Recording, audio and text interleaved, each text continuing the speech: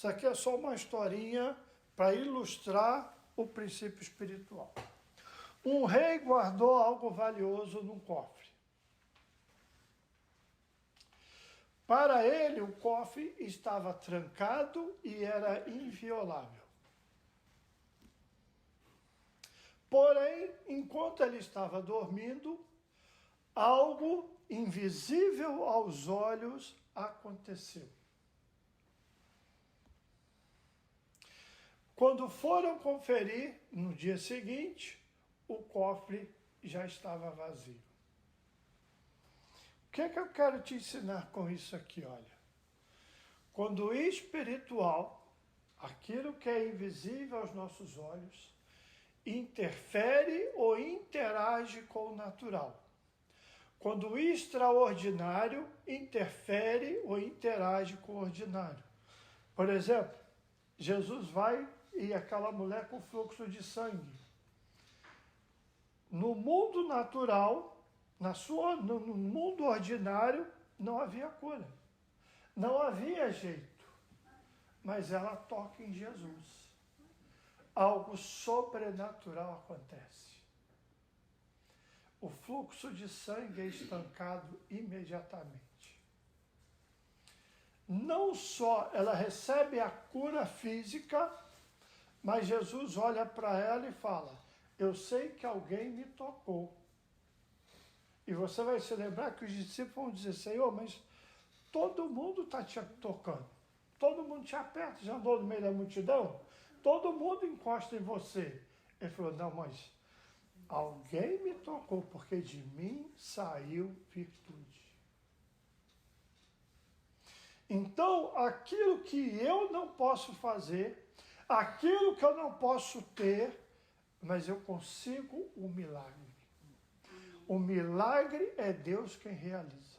Amém. Mas existe também o espiritual.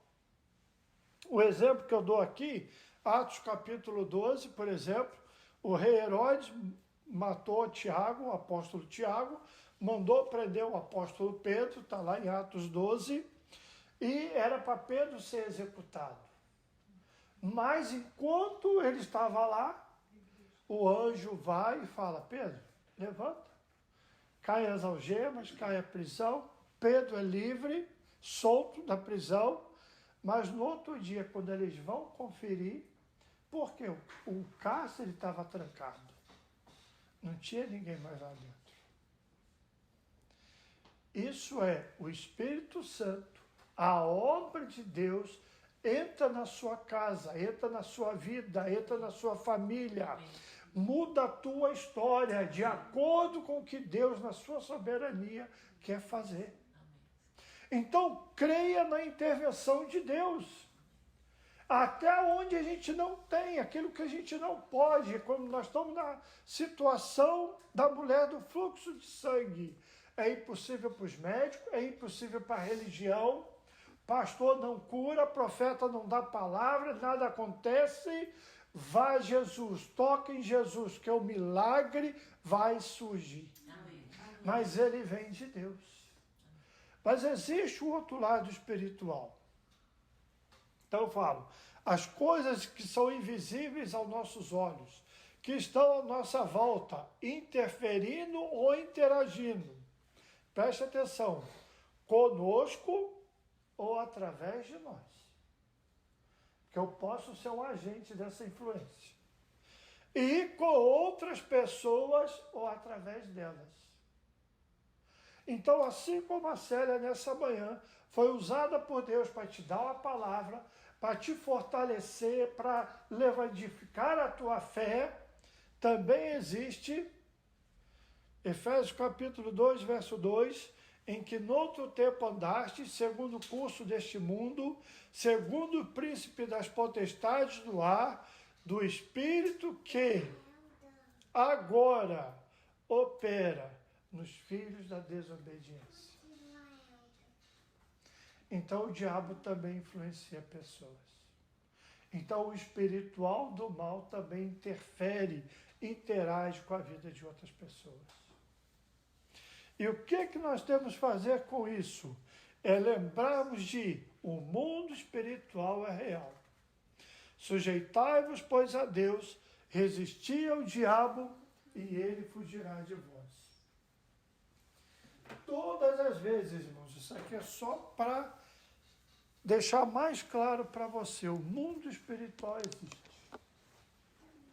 Em nossa volta, em nossa casa, na igreja, no trabalho, nas pessoas, na prefeitura, aonde você vai, nos países. E nós temos que se lembrar. Lembra da aula de quarta-feira. Se sujeita a Deus. Como? Pela palavra de Deus. Como você resiste ao diabo?